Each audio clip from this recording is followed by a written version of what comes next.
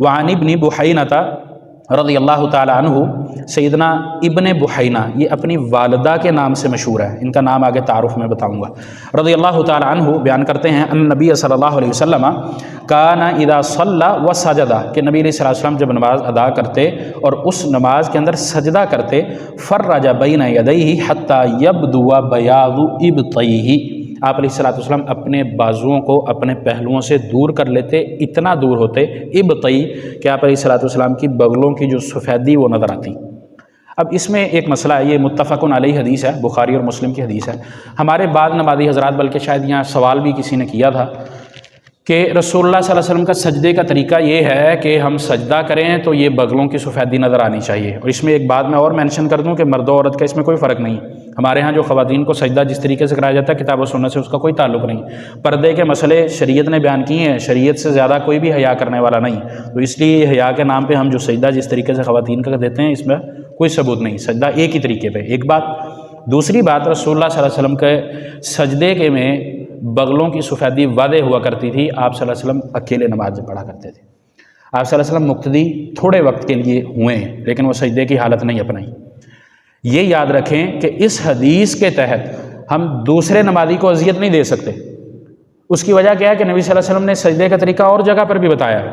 جب ہم صف کی شکل میں با جماعت شکل میں ہوں گے تو پھر ہم اپنی بغلوں کو اس طرح نہیں کر سکتے، اپنی کونیوں کو اس طرح نہیں کر سکتے۔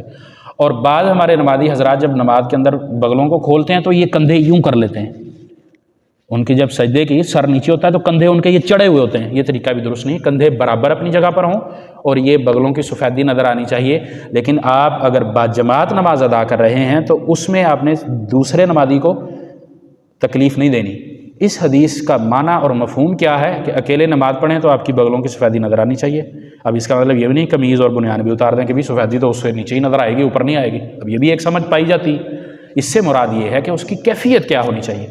اس کیفیت کے لیے جب ہم سجدہ میں جاتے ہیں تو اپنی کونیوں کی ہم حفاظت کریں، یہ جو عرق ہیں ان کی ہم حفاظت کریں کہ یہ رانوں کو نہ لگیں۔ ہم عام طور پہ تھکاوٹ کے شکار ہوتے ہیں نا، سجدے میں جاتے ہوئے یہ یہاں لگاتے ہیں اور غیر ارادی طور پر لگتا ہے، یہ ایک عادت بنی ہوئی، یہاں لگاتے ہیں۔ جب سجدہ کرتے ہیں تو اپنی کونیوں کو ادھر ٹکا لیتے ہیں، یہ دونوں ہی طریقے درست نہیں۔ نبی صلی اللہ علیہ وسلم کا یہ سجدے کا طریقہ نہیں، وہ سستی ہو، نیند ہو، کچھ بھی ہو۔ جب سستی اور نیند ہو پھر نماز کا کیا فائدہ؟ اپنی سستی کو دور کرو، نماز نیند پوری کرو، پھر نماز میں ہو۔ تو اس لیے سجدہ کرتے ہوئے اس بات کی حفاظت کریں کہ سجدہ جب آپ سجدے میں جا رہے ہیں یا سجدے میں جا چکے ہیں یا سجدے سے اٹھ رہے ہیں، آپ کی کونیوں کا تعلق آپ کی ران سے قطعاً نہیں۔ ران الگ ہے، یہ الگ۔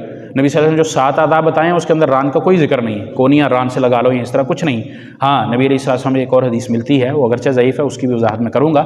تو آپ علیہ الصلوۃ والسلام کا طریقہ با جماعت آپ تکلیف نہیں دیں گے، اذیت نہیں دیں گے، اس وقت آپ کی کونیاں بھلے اس طرح ہو جائیں لیکن ران کو نہ لگی ہوئی ہوں، نہ آپ کی ران کو لگی ہوں، نہ اس طرح ہوں کہ نیچے بچھ جائیں، زمین کو بھی نہ لگی ہوں، نہ آپ کی ران کو لگی ہوں، نہ جاتے نہ سجدے میں نہ اٹھتے ہوئے۔ اس بات کا خیال رکھنا چاہیے، لیکن ساتھ یہ بھی خیال رہے کہ با جماعت نماز میں نے دوسرے نمازی کو اذیت نہیں دینی، کیونکہ اس وقت میں اس طرح کروں گا نا تو دوسرا سجدہ نہیں کر سکے گا، اس کے یہاں ادھر چبھے گی یا ادھر چبھے گی۔ تکلیف دینا مقصد نہیں ہے، اس طرح صف سے بھی متعلق ہے، وہ صف کے مسئلے میں واضح ہو چکا ہے۔ تو اس لیے اس بات کا خاص طور پر خیال رکھیں کہ نماز ہم جب پڑھیں عبادت کریں اپنے رب کے سامنے، دوسرے کو تکلیف نہ دے، دوسرے کو تکلیف دینا عبادت میں خلل ہے، تو اس بات کا خیال رہے۔ باقی جب اکیلے آپ نماز پڑھیں تو بغلیں کونیاں پھیلی ہوئی ہوں، یہ سب سے زیادہ بہتر ہے۔ اس طرح چستی بھی آتی ہے اور یہ ایکسرسائز بھی ہوتی ہے، جب بندے کے ہاتھ پہ وزن آتا ہے یہ شولڈر اس کے سارے یہ کھل جاتے ہیں۔ امام قرطبی رحمہ اللہ نے ادھر ایک نقطہ بھی بیان کیا ہے۔ قرطبی کہا میں نے، امام قرطبی نے، امام طبری رحمہ اللہ نے، امام طبری رحمہ اللہ نے ادھر نبی علیہ السلام سے ایک نقطہ بیان کیا اس حدیث کے تحت کہ آپ علیہ السلام کی بغلوں کی سفیدی سے متعلق انہوں نے نقطہ بیان کیا کہ اللہ رب العالمین نے آپ صلی اللہ علیہ وسلم کی بغلیں بھی سفید رکھی تھی، یعنی کہ بغلوں میں سیاہی نہیں تھی۔ عام طور پہ اگر کسی نہیں دیکھیں تو دیکھیں بغلیں یہاں سے نا یہ جگہ کالی ہو جاتی ہے، یا بال صاف کرنے کی وجہ سے جگہ سخت ہو کے کالی ہو جاتی ہے۔ آپ صلی اللہ علیہ وسلم کا ایسا معاملہ نہیں تھا، آپ صلی اللہ علیہ وسلم کی بغلوں کا رنگ بھی ویسے ہی تھا جیسے آپ جلد کا تھا، اور وہ سفید تھا۔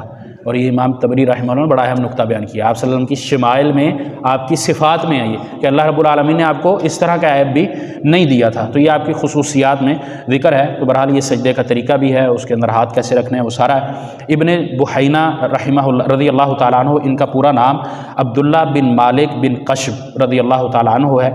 یہ اپنی والدہ کا، ان کا جو والدہ کا نام تھا یہ بحینہ، اس سے یہ مشہور ہوئے ہیں اور قدیم الاسلام ہیں.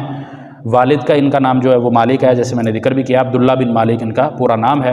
زاہد، عابد، روزہ کثرت سے روزہ رکھنے والے تھے اور دنیا سے بہت زیادہ بے رغبت، دنیا سے کوئی مال متاع یا اس کا کوئی وہ نہیں تھی. مدینہ سے 30 میل دور وادی رحم میں رہا کرتے تھے. 54 سے 58 ہجری کا ان کا ذکر ملتا ہے کہ اس میں ان کا انتقال ہوا ہے، یہ فوت ہوئے ہیں.